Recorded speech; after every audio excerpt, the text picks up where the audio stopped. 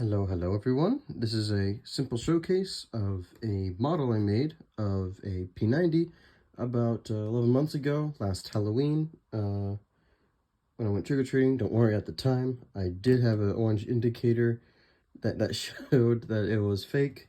You know, I tried to make it look a little more fake when I brought it outside, because I didn't want to run into any trouble. But as you can see here, it's not the best model, but I really didn't improve on it past that night that I made it. Of course, there's some features on it that I really do enjoy and that I think do stand the test of time, it being 1 year of time, that is, of course.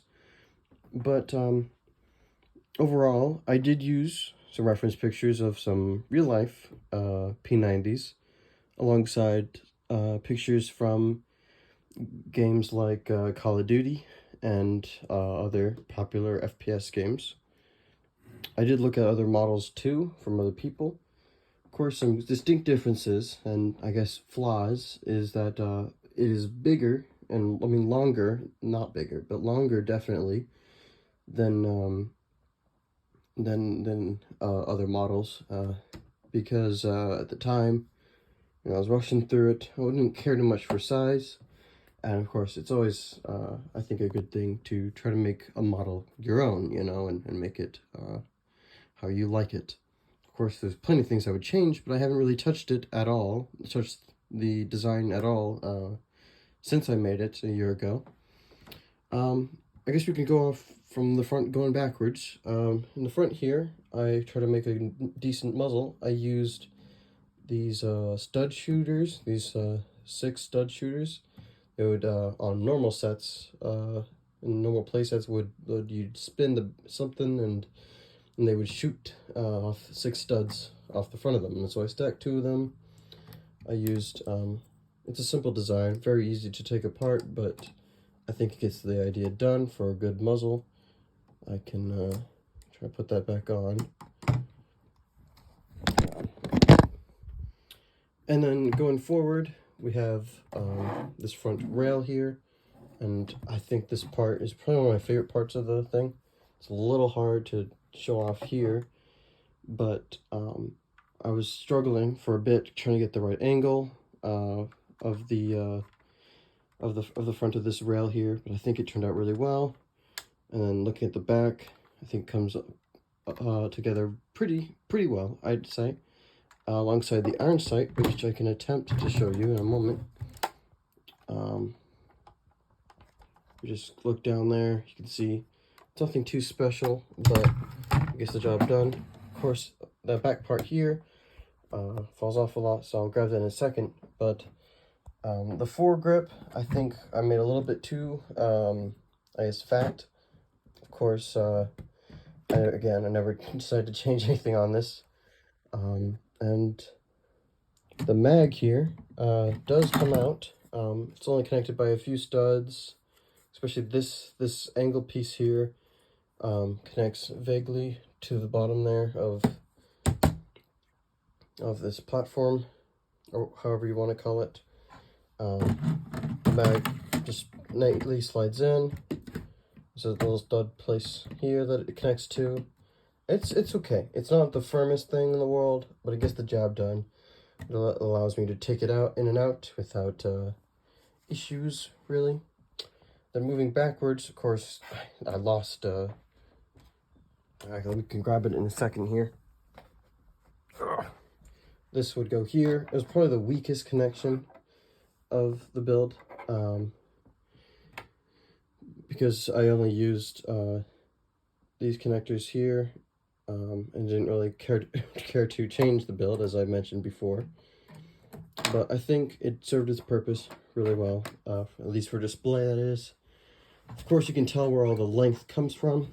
The length is mostly in here. I feel like if I condensed this area, brought this part closer to this part, brought this whole thing and made this like a more smooth look, it would look more accurate to the actual gun model itself.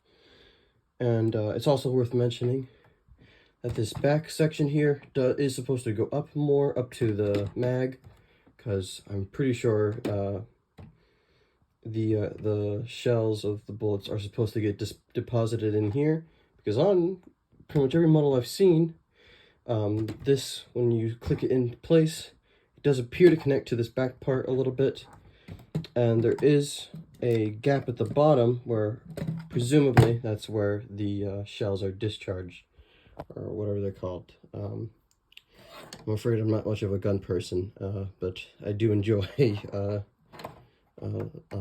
playing the games and building Legos, so that's where this model was inspired from, you know, just simply enjoying the games as they are, and the guns as they are. Of course, I would never plan on trying to fake someone out with this, you know, build responsibly, you know, to keep in mind that sometimes people could get, you know, could mistake this for an actual model. I can't imagine how, but, you know, so I'm not going to take this out of the house, and in fact, I'm making this showcase because I do need the pieces from this for other builds, so I'm getting this out of the way so I can take this apart.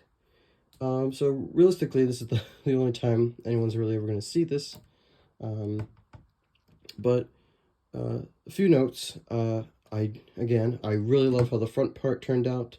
Back part and bottom part could have turned out a little better.